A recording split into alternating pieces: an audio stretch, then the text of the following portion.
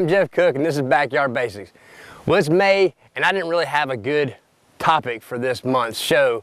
And as I was riding around Taylor and Peach County, I started thinking about why not just do a show talking about a lot of the things that I'm seeing in the field, in the yards, in the orchards, and things that I'm getting calls about. Maybe help you out. Maybe it's something you saw that you had a question about. Maybe it'll help you figure out what's going on in your yard. And it might cause you to call me and ask me some more questions if you still can't figure out what's going on. So we're going to call this the Backyard Basics Variety Show, or the Agricultural Medley. And why not start in a peach orchard? We all know that peaches got hurt a little bit this year by the cold weather in March, but we're going to talk a little bit about some things you can do with peaches and other fruit in your yard if they made it through the cold. I've done other shows on fruit and on peaches especially, talking about how to care for trees, how to establish trees, get trees going, how to prune them. And one thing I have talked about in my shows early on, first, second year of a fruit tree's life, you should probably remove all the fruit from that tree. You can remove all the flowers, or once it produces fruit, you can take those fruit and pull them off. The reason we do that is because fruit take a lot of energy out of that tree. And in the first 2 to 3 years, what we really want is that tree to grow, have good shape, have good structure, sound wood. That stress that you're putting on that young tree can take away from the structure of the tree, the size of the tree, and eventually in the end, the lifespan or the amount of actual yield you can get from those trees. The same thing is true for older trees. Older trees can only hold a certain amount of fruit and size that fruit to a reasonable size, and not become overstressed. So one thing we will do in a commercial orchard, and one thing homeowners should do but they never do, is thin fruit. And I don't know if you can see behind me, there's a pile of fruit on the ground, hundreds of fruit on the ground. And what has happened here is they've come through here and they've removed fruit from this peach tree, trying to evenly space out fruit, as you can see here, evenly space out fruit on these smaller limbs. On these small limbs here, you got two fruit per limb. A larger limb, you can have a few more. What that does, because you only got so much energy that can go from this tree in this area into these fruit, that allows these fruit to be good sized peaches. If you were to leave, looks like they took one off here. If you were in a normal year with no cold, you might have 4 or 5 right there. If you were to leave 4 or 5 peaches right there, they probably would not get much bigger than this. They'll still be good, they'll still be sweet, they'll still be juicy. The pit will be smaller, and ultimately the peach will be a smaller peach. So that's one reason we do thinning, is for size. The other reason we do it is for return bloom. If we allow this tree to hold all the fruit that it puts on, if we don't take any fruit off, then it puts a lot of stress on this tree. You don't get much growth for next year. You don't get much growth of wood growth or tree growth, and you can have issues with the bud set. So next year's flowers may not be as abundant. The flowers may not be as high quality, and you most likely what you'll do is you end up with fewer fruit. And you keep doing that year after year. It can stress the trees, and you can actually cause that tree to kind of decline over time, rather than just maintaining a good healthy canopy, a good healthy tree. So fruit thinning, although it's hard, I know it's tough to see all that fruit on the ground. But if you want big peaches, if you want big apples, you want big pears, it's good to thin from clusters or fruiting wood to make sure you have good sized peaches or other fruit. All right, so we've left the orchard and now we're in a neighborhood. Seen a lot of issues in neighborhoods with ornamentals and shrubs and grasses, so we're gonna start talking about a little bit of that, what we've been seeing. Hopefully by now I've written articles and we've talked about it, I'm sure, on the TV show before, but I'm not 100% sure, but hopefully by now you've heard me talk about fire blight or write about fire blight. Fire blight is a bacterial disease that affects a lot of different trees. In our area, apples, pears are the main trees that are affected by fire blight. Usually the bacteria is more of a problem when we have cool, wet springs, we had a cool, wet spring, and we're seeing it everywhere we go. You can't see a Bradford pear anywhere right now that does not have fire blight. It's called fire blight for a reason. If you can look at these branches right here, it looks like these, after the disease hits, there's a canker, causes quick wilting, the leaves stay on there, and it looks like it's been burnt, like it got set on fire. The fun fact with fire blight, you know, bacteria can be moved by rain splashing and wind, but with this, the way the life cycle of a pear or apple tree is, you know, the flowers come out first, the bacteria is there on the tree. What's going to the flowers? Honeybees, other bees. What's moving the bacteria around? Bees, other bees, and they're taking that bacteria from every flower to the next flower. So as they do that, that flower and that shoot is infected with the bacteria, and that's why a lot of times you see fire blight hit everywhere where there's flowers. This right here was flowers right here.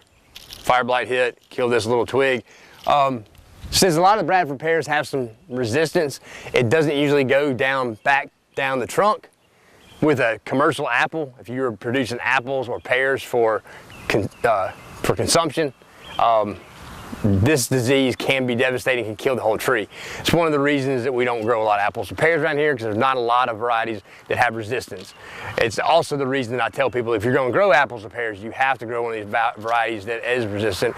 If not, what you have to do, I don't know anybody that is willing to do it in a landscape, home landscape, but you have to spray 2 copper sprays prior to bloom, and you spray another antibacterial product every 3 to 4 days while they're blooming. And I don't know anybody that wants to do that or is capable of doing that on trees, especially when they get this big.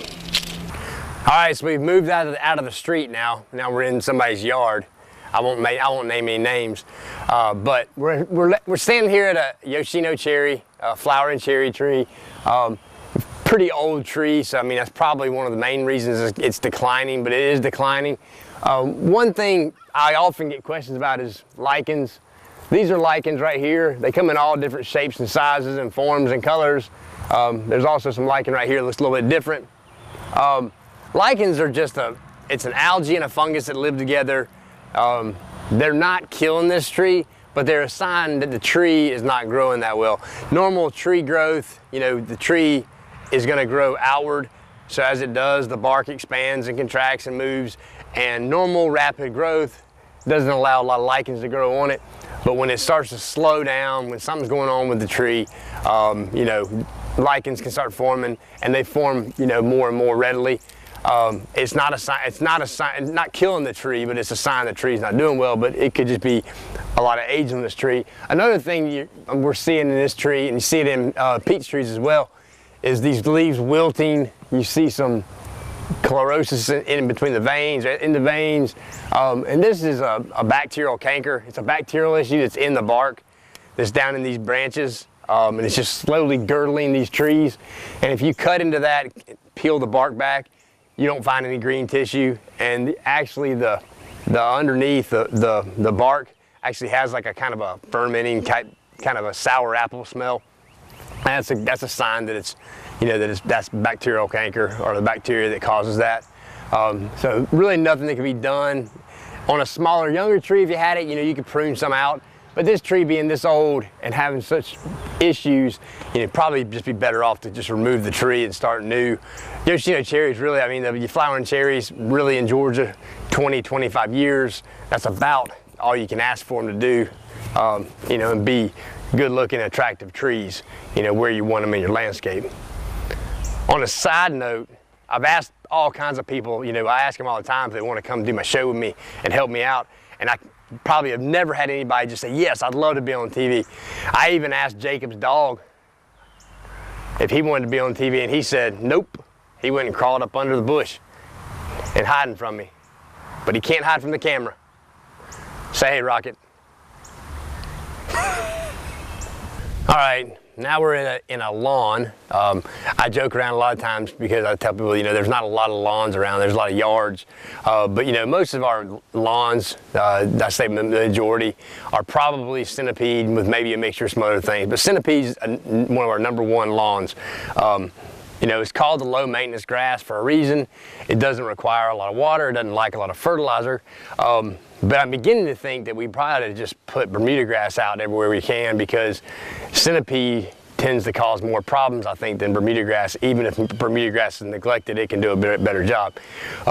Folks have trouble neglecting their centipede lawn as much as they really need to neglect it, and you end up with problems. But one thing that happens to centipede no matter what, and it doesn't matter how you, a lot of times it doesn't matter how you treat it, is you can end up with a lot of thatch, and then you end up with what they call spring dead spots. Spring dead spots can be are usually because of winter cold injury to centipede grass, which is caused because of basically a thatch layer.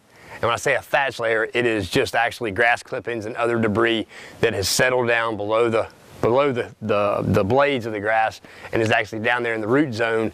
And instead of the grass rooting into the soil, which is well insulated from cold weather, it roots in the thatch. You have roots in the thatch. Whenever it gets really cold in the winter, which we had some really cold days this winter, when you get really cold there and you got that air layer and roots in it, those roots can be killed.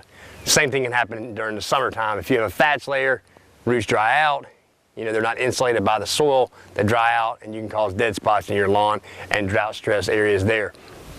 When you walk across a centipede lawn or any kind of lawn, really, if you can see where I'm pushing this down, when your grass feels spongy, that means you've got way too much thatch. And then you can come in here and you can look at this. I mean, I can move the grass around. I mean, none of this was really rooted down into the soil. And that's what happened this winter. This winter got really cold. Those roots died. The only places that's really living is where you've got sprigs of life, is where it's actually rooted down in the ground. What you can do here, you can come in and dethatch it with one of the thatching blades, but you'd have a lot of bare dirt. What I would suggest doing is come in here and you can aerate, core aerate. That'll pull some dirt up to the top, and then you can come and top dress with some sand. An eighth to a quarter an inch of sand across the yard in your more thatchy areas will let the sand will settle down in eventually over time, and it'll take the place of your thatch layer. And give your roots somewhere that it's insulated. Soil can freeze, but for the most part, our soil is going to stay, especially if it's moist, is going to stay warmer than the surrounding air. We got in the 20s a bunch of times this winter. So if these roots were sitting in 20-degree thatch, there's a good chance a lot of those roots died. I always tell people, in springtime, I get a lot of calls about yards, about doing this, doing that. One of the biggest calls I get in spring, other than is it time to fertilize, is about weeds. And in the transition period, which is usually, March, April, I'm telling people to hold off on spraying. If you didn't spray in February with a pre-emerge or something else, or a broadleaf, a post-emerge herbicide in February, probably March, April, you should hold off. We're in May now, it's warmed up, soil temperatures are warmed up. Your grass is greened up as good as it's gonna green up, right now. So you can go ahead and you can hit these winter annual weeds that still have not quite played out and be safe doing that. A lot of these, when you get a lot of thatching areas, you get a lot of grass dying. Anytime you have bare dirt or have the dead grass, it allows the weeds to come through. So you're gonna have, whenever you have stressed grass, you're going to have more weed problems. So it's definitely something to you can go ahead and do now. We're at the right time of year to do that, and you're safe to do it now too. So there's a lot of different products. If you got specific questions about your yard, about your weeds, you can call me. But just a general rule of thumb, like a Weed B Gone, a 3-way mixture of something is pretty safe on all lawns, and it'll get rid of a lot of your broadleaf weeds. If you've got crabgrass and things like that coming up in your centipede, there's other things you can do. But you can always call our office and we can give you specific recommendations. But now is a good time, if you've not killed weeds in your yard and you're still needing to kill some, now's a good time to spray those weeds and get them killed. And I've never been a real big fan of the weed and feeds. I know they work in some situations, but I feel like you get more chemical to the weed if you just go ahead and buy you something concentrated and mix it yourself and put it in a backpack or a pump-up sprayer and spray them that way. This may not be of much interest to normal folks in Taylor County or Peach County, but I wanted to come out here and see what it looked like anyway and show Jacob. But this is, behind me is a farm owned by one of our farmers here in Taylor County, and we decided to put in a variety trial. Each year, UGA cotton specialists, we do on-farm variety trials, and they also do official variety trials for all the different cotton varieties and soybean varieties and corn varieties. Well, they started doing a few years back, started doing on-farm cotton trials, and they take some of the top cotton varieties from the different companies, different seed companies, and put them on farms in different locations to see how they do, you know, in different environments, irrigated, non-irrigated, really extremely dry, extremely wet, sandy or heavier soil. So it gives the growers an opportunity to look at it, it gives the specialists an opportunity to look at it, and it gives us agents the opportunity to see these varieties in different locations, different environments. We had some soil moisture when we planted. What you can see behind me is this has been in the ground almost 2 weeks now. Some rows are coming up, some varieties aren't coming up, and probably won't come up due to maybe some seedling vigor issues, some soil crusting. So we might actually have to come back in here and replant this one, I don't know. But anyway, the variety behind me, actually, you can see it. As far as I can see down the road, I see it. So, you know, it would, as long as we get a little bit of rain sometime in the next few days, you know, the roots are gonna stay in the moisture. It might sit still for a little while and be a little stunted for a little bit. But what concerns me is these rows over here and some rows over here where we're not really seeing any cotton coming up. So anyway, this is my first year doing an on-farm variety trial, so it ought to be interesting to see what they do and how they yield and if they come up. I've been county agent for about 18 years. I think that's right. And this shows how, you know, when you have a good county agent in your county, you know, what kind of crops you can grow. We're in some wheat here. Got to be at least 120 bushel wheat. Nah, just kidding. We were out here just goofing off. What I wanted to talk about in the wheat, because we do have a good bit of wheat in Taylor County and Peach County, you know, and if you're close to a wheat field, you know, we talked earlier about, we're going to talk about what to expect and what you might be seeing. As this wheat starts drying down, right now it's kind of in the milk/dough stage. It's pollinated, the wheat's forming, you know, the seeds are forming. As it's drying down and as it begins to dry down and we get into these fields and start harvesting, there's a lot of insects out here, a lot of stink bugs.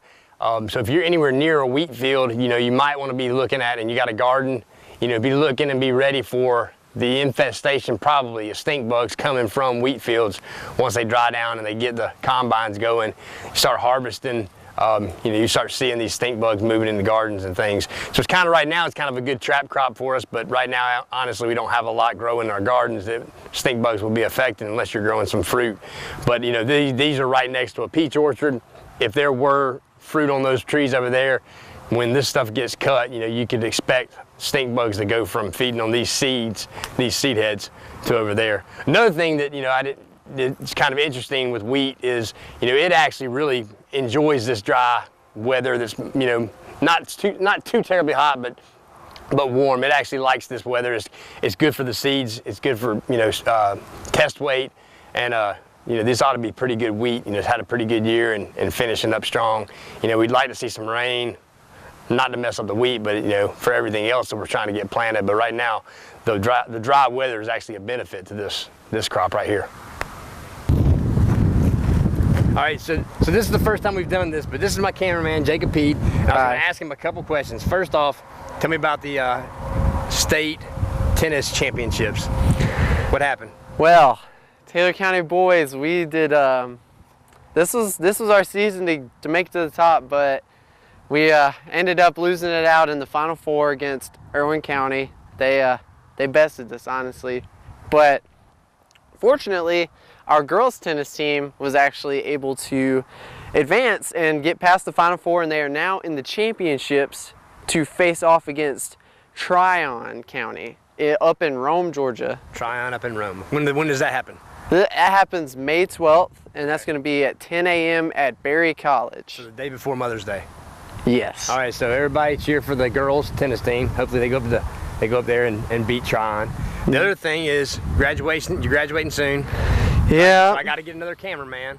Yeah, we're gonna have to. Any accolades, awards? You hoping for valedictorian, maybe, possibly? Hopefully, yes. I'm in the running, yes, sir. When do you know? When we find out?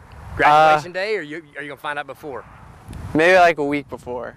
So you gotta make sure you pass all your finals, all that good stuff. Definitely. Okay. All right. Try to get as many points up as I can. All right. Well, I wanted to give Jacob a little bit of time, in the spotlight on this show, since he's been filming for the year. We'll be looking for a new camera person / producer / editor / director, camera, makeup, all that good stuff soon. So, if you're interested, talk to Beverly up at Flint River Communications. High school senior. High school seniors usually, and somebody that can put up with me. So that's all for today. I'm Jeff Cook, Jacob Pete. Jacob Pete. This is Backyard Basics, where we're filmed In your backyard.